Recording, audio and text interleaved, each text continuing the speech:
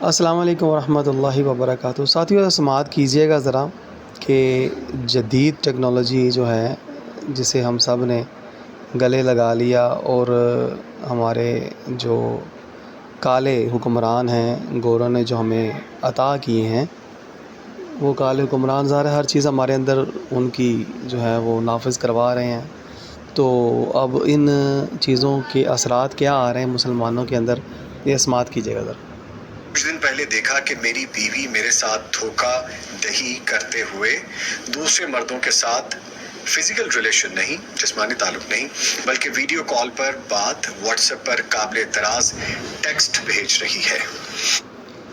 اچھا، یہاں پر چھوٹی سی بات سماعت کیجیے گا، سمجھنے کی کوشش کیجیے گا۔ یہ تو انہوں نے پردہ ڈال دیا نا، مطلب بتا دیا کہ ٹیکسٹ میسج کر رہی ہے، ویڈیو کال کر رہی ہے، لیکن نازیبا حالت میں نہیں۔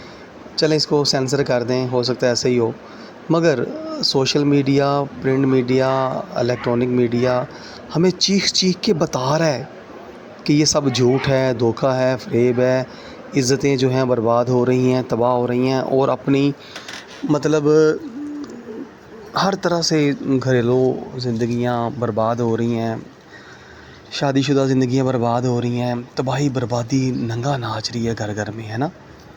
تو بہرحال یہ سارا کچھ یہ اسی ٹیکنالوجی کے ساتھ ہی ہو رہا ہے۔ میں تو کہوں گا کہ والدین کو چاہیے اپنی بچیوں کو ان چیزوں سے محروم کر دیں، ہے نا، جب تک وہ بالغ نہیں ہو جاتی، بلکہ بالغ کیا، وہ اپنے شادی کے بعد جا کے اپنا خاوند کے گھر جا کے ان کا خاوند جو مرضی ان کی ذمہ داریاں کروائیں جو کرنا ہے۔ والدین ان چیزوں سے دستبردار ہو جائیں۔ یہ سنیں، آگے سنیں ذرا۔ میں کیا کروں؟ کیا میں اپنے والدین کو بتاؤں کہ اگر میں ایسا کروں تو اس کی توہین ہوگی؟ کیا میں اپنی بیوی کے سامنے اس کے والدین یعنی جو اس کے سسرال والے ہیں بھائی کے، ان کو تضحیک اس کی زندگی اجیرن کر دیں گے، یہ بتا دوں ان کو، یعنی کہ خاتون کے والدین کو؟ اس واقعے کے بعد اب تک میں نے اس سے ایک لفظ بھی نہیں کہا سوائے اس کے کہ اللہ تعالیٰ سے معافی مانگو، وہ بہترین معاف کرنے والا ہے۔ کیا کریں؟ اتنی الجھن میں ہوں، رہنمائی فرما دیں، جزاکم اللہ خیر۔ سر آپ دونوں میں سے جو انا للہ و انا الیہ راجعون، انا للہ و انا الیہ راجعون۔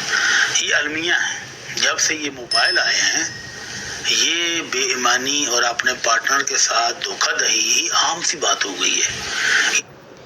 جی ہاں ساتھیو، یہ تباہی بربادی جو ہو رہی ہے نا، یہ ہم نے خود نہیں اپنے اوپر مسلط کی، یہ حکمرانوں کی طرف سے ہم پر مسلط ہے۔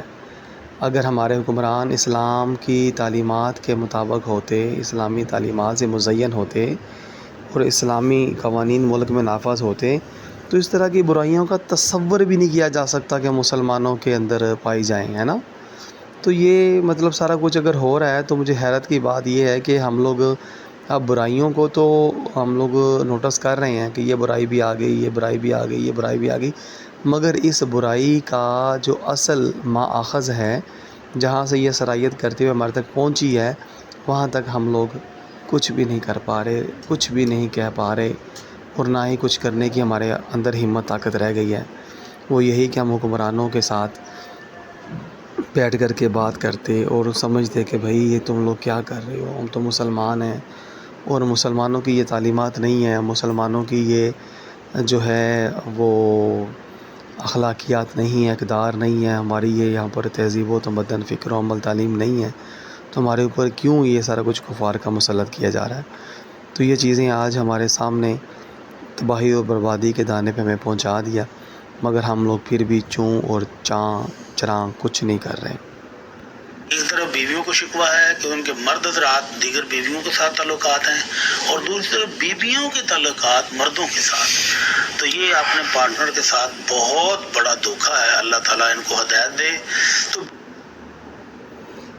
جی ہاں ساتھیو، یہ بربادیاں، تباہیاں کا سبب صرف یہی ہے کہ حاکم اسلام جو ہے نا اگر ہوتا تو یہ بربادیاں اور تباہیاں ہمارا مقدر نہ بنتی۔ سوچئے گا، غور کیجئے گا، اور آقا دو جہاں صلی اللہ علیہ وآلہ وسلم کا سچے دل سے اگر کلمہ پڑھا ہے نا، تو پھر لمبی لمبی قطاروں میں کھڑے ہو کے ووٹ ڈالنا چھوڑ دیں، اور آقا دو جہاں صلی اللہ علیہ وآلہ وسلم کے نظام رحمت کے لیے جو ہے نا وہ اس کے لیے کوشش کریں، حکمرانوں کو اور جتنے بھی آپ کے مطلب ہیں دوست احباب رشتہ دار بہن بھائی ان کو دین اسلام کی تعلیمات کی برکتوں سے جو ہے نا ان کو آشنا کریں.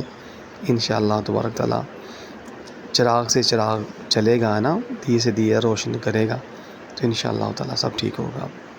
السلام علیکم ورحمۃ اللہ وبرکاتہ.